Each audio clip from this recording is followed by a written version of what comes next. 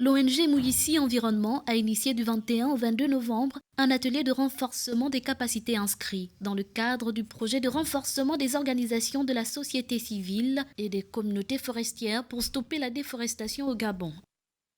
Que ce soit en matière organisationnelle, que ce soit en matière de déploiement sur le terrain, nous nous rendons compte que les membres de nos organisations ont vraiment besoin de capacités. Parce qu'on va aller, on va marcher en milieu forestier, parfois nous n'avons pas des équipements adaptés, des chaussures adaptées, des gestes adaptés.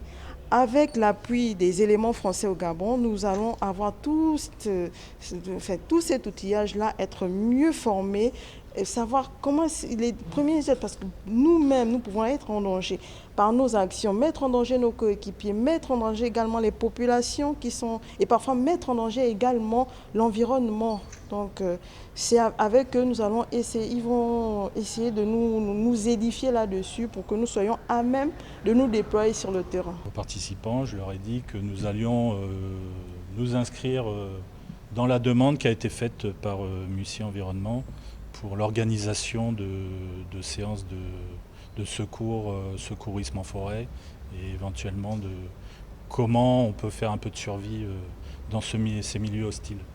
Les deux étapes ont été essentielles pour outiller les membres de Gabon Mater Mondroit de compétences en cartographie participative. L'objectif était d'améliorer à la fois la compréhension générale et le niveau opérationnel des acteurs sur le terrain.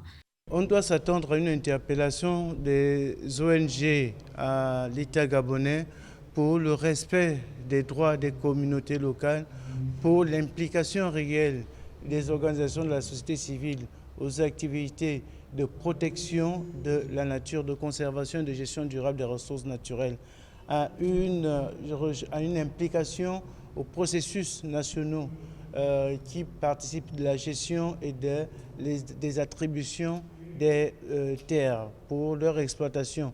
Donc il s'agit vraiment pour nous, ONG, d'interpeller l'État à impliquer réellement ces acteurs de la société civile à être partie prenante intégrale de ces mécanismes de répartition de la terre.